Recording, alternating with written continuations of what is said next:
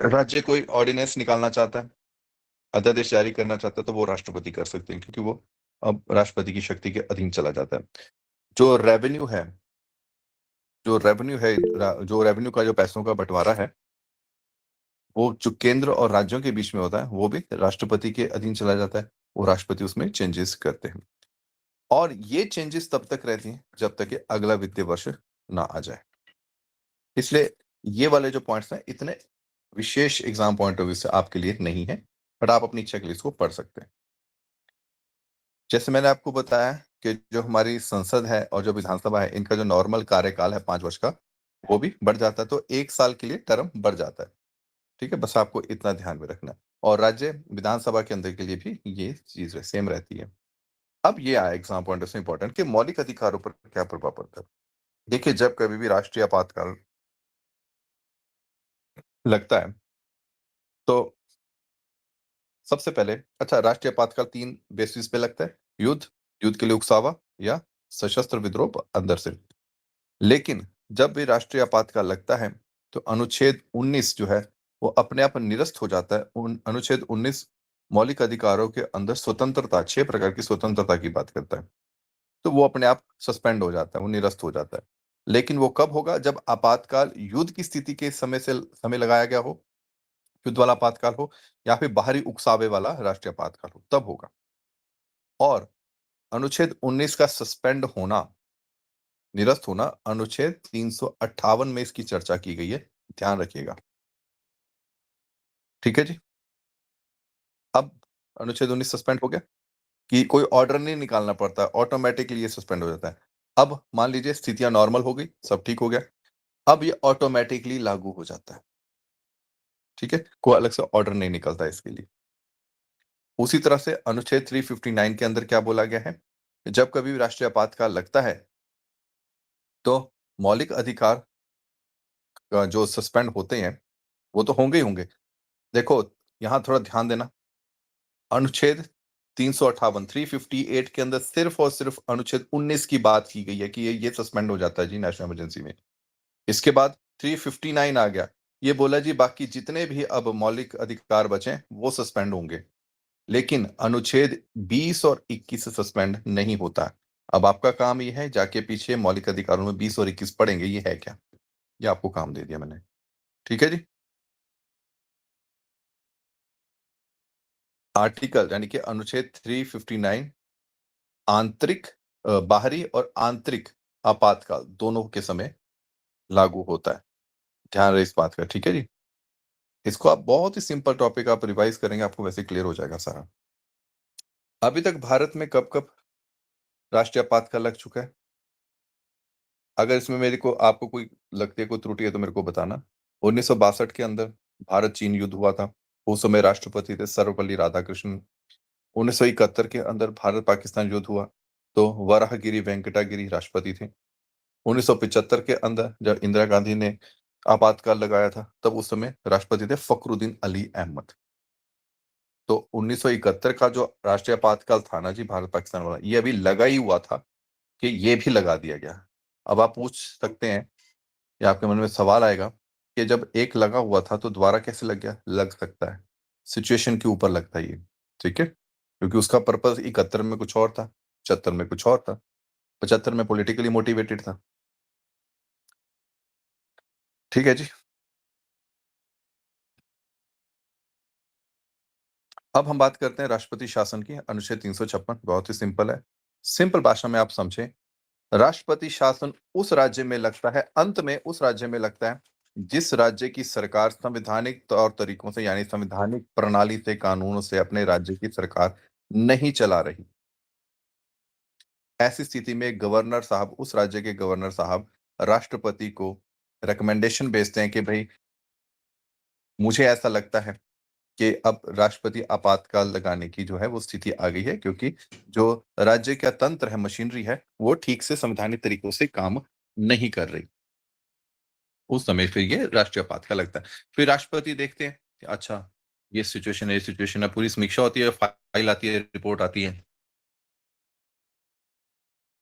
जब राष्ट्रपति संतुष्ट हो जाते हैं, फिर आपातकाल, वो राष्ट्रपति आपातकाल लग जाता है। बट एक बात ध्यान रखिएगा, राष्ट्रपति खुद से कुछ नहीं करते, केंद्रीय मंत्रिपरिषद से ही सलाह और सहायता आती है। तो अनुच्छेद 356 के अंदर जब राष्ट्रपति शासन लगता है तो किस आधार पर लगता है कि राज्य सरकार जो है संवैधानिक तौर तरीकों से अब नहीं चल रही है और आगे चल भी नहीं पाएगी, इसलिए राज्यपाल साहब जी सिफारिश करते हैं राष्ट्रपति को कि राष्ट्रपति शासन लगाया जाए। अब ये देख रहे हो अनुच्छेद 365, ये इसका उल्टा है, ये दोनों फिगर चेंज हो गए। अनुच्छेद 365 के अंदर राष्ट्रपति शासन कब लगता है? जब बार बार केंद्र के कहने पर भी, केंद्र के निर्देशों के बावजूद भी राज्य सरकार केंद्र की बात नहीं मानती, मनमानी करती है, तो उस समय फिर राष्ट्रपति शासन लगता है उस राज्य में अनुच्छेद 365 के अंदर। ठीक है, इस बात का ध्यान रखना जी।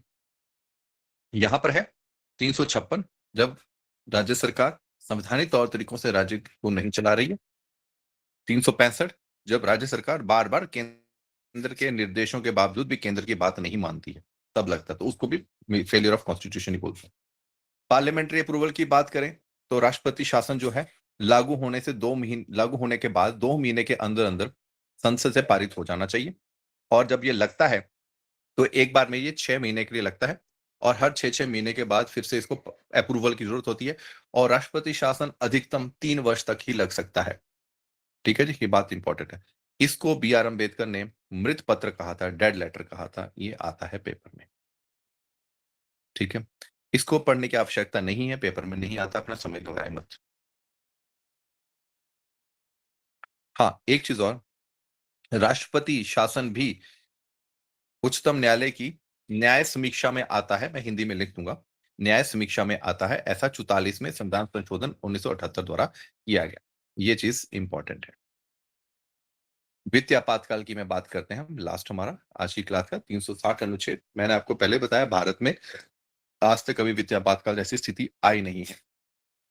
ये भी राष्ट्रपति द्वारा लगाया जाता है, और वो क्यों लगाया जाता है? जब वित्तीय अस्थिरता हो जाए देश के अंदर, उस समय कैसा होता है, जब वित्तीय आपातकाल घोषित हो जाता है जी, इसको घोषित होने की तारीख से संसद से 2 महीने के अंदर इसको पारित कर देना चाहिए। ये कब तक, बाकी छोड़ दीजिए, आपको मैं उतना मटेरियल दूंगा जितना आपके मतलब का, इधर तो फालतू में एनर्जी वेस्ट नहीं करनी। ये कब तक रहता है? ये जी अनिश्चित समय तक रहता है, अनंत नहीं होता, ये अनिश्चित होता है, इनडेफिनिट, पता ही नहीं है। देखिए, वित्तीय स्थिति सुधरने में समय लगता है, सालों लग जाते हैं, 5 वर्ष तो नॉर्मल लगते हैं। तो जब तक वित्तीय स्थिति नहीं सुधरती तब तक आपका ये जो वित्तीय आपातकाल है ये लगा रहता है, क्योंकि वित्तीय स्थिति बिगड़ती बहुत जल्दी है और सुधरते में समय लगता है, क्योंकि रिजल्ट आने में टाइम लगता है। इसलिए एक बार संसद द्वारा ये पारित हो जाती है तो वित्तीय आपातकाल अनिश्चित समय तक रहता है, जब तक इसको हटाया ना जाए। हटेगा तब जब स्थिति सुधर जाएगी। अब इसका प्रभाव क्या पड़ता है, मोटे मोटे सुन लीजिए। तनख्वाहें घट जाती है, भत्ते घट जाते हैं, बड़े बड़े अफसरों के खर्चे घट जाते हैं, राज्य के एम्प्लॉयज हो चाहे केंद्र के एम्प्लॉय, या केंद्र के एम्प्लॉय राज्य में गए, उनकी तनख्वाहें घट जाती है, जजों की तनख्वाहें घट जाती है। ये सारी चीज होती है। ये बहुत अच्छी चीज मैंने आप लोगों के तैयार की है। राष्ट्रीय आपातकाल, राष्ट्रपति शासन, वित्तीय आपातकाल, अप्रूवल, पार्लियामेंट से अप्रूवल 1 महीने में, 2 महीने में, 2 महीने में, बहुमत, स्पेशल, सिंपल, सिंपल। ठीक है, ये आपने थोड़ा इसको पढ़ लेना है, इंपॉर्टेंट है आपके लिए। तो आज की क्लास में इतना ही। हिंदी मैं इसको रूपांतरित करके मैं आपको प्रदान कर दूंगा। किसी का प्रश्न है तो पूछ लीजिए। जी सर गुड इवनिंग। जी सर नमस्कार जी। सर मेरा एक क्वेश्चन है। जैसे सर हाँ जब जी। 356 लागू होता है ना सर, उस टाइम पे राज्य विधान पालिका का विघटन कर दिया जाता है संसद के द्वारा, तो सर 352 के टाइम पे भी विघटित हो जाती है क्या राज्य विधानमंडल की रह जाती, मतलब सेम एज इट राज्य इज? विधानसभा जी सर। नहीं नहीं, राष्ट्रीय आपातकाल में नहीं होती जी। विघटित नहीं होती है, ना सस्पेंड होती है, कुछ नहीं होता। बस राष्ट्रीय आपातकाल में उनका टाइम पीरियड बढ़ जाता है, थोड़ा टाइम पीरियड बढ़ता है। और जैसे सर मान लीजिए एक उदाहरण है, जैसे चुनाव होने हैं तो चुनाव नहीं करवाए जाएंगे, वो जो सरकार उस समय होगी उसका समय और बढ़ा दिया जाएगा ताकि स्थिति नॉर्मल हो जाए, फिर चुनाव होंगे। और सर राष्ट्रपति शासन के अंदर आप जो बोल रहे हैं, उस समय जो राज्य सरकार उस समय होती है वो निरस्त कर दी जाती है, यानी कि सस्पेंड कर दी जाती है, हटाई नहीं जाती है। वो निरस्त कर दी जाती है। जी सर, थैंक यू। अच्छा, इसमें एक चीज और मैं ऐड कर देता हूँ। जब राष्ट्रपति शासन लगता है तो जो सरकार निरस्त की जाती है, क्योंकि उसको हटा दिया जाता है उसकी एग्जीक्यूटिव और लेजिस्लेटिव पावर से, तो वो सरकार हाई कोर्ट, वो अपने ही राज्य की हाई कोर्ट में जाके केस लगा सकती है कि हमें जो हमारे ऊपर राष्ट्रपति शासन लगाया गया ये गलत तौर तरीके से लगाया गया, ये ठीक नहीं है। ठीक है। और हाई कोर्ट अब क्या करेगा? हाई कोर्ट फिर पूरा प्रोसीजर चेक करेगा कि राष्ट्रपति ने जो अप्रूवल दिया कि वाकई राष्ट्रपति संतुष्ट थे, कोई राजनीतिक द्वेष तो नहीं, कोई दिक्कत तो नहीं है। अगर हाईकोर्ट को यह लगता है कि सारे प्रोसीजर फॉलो किए गए हैं राष्ट्रपति शासन लगाने का, तो हाईकोर्ट भी उस राष्ट्रपति शासन को अप्रूव करके ओके कर देता है कि हाँ, मेंटेन रखता है कि हाँ भाई ठीक लगा है जो लगा है। ठीक है। जी सर। जी सर, थैंक यू। ठीक। ठीक है जी, आप सबका बहुत बहुत धन्यवाद।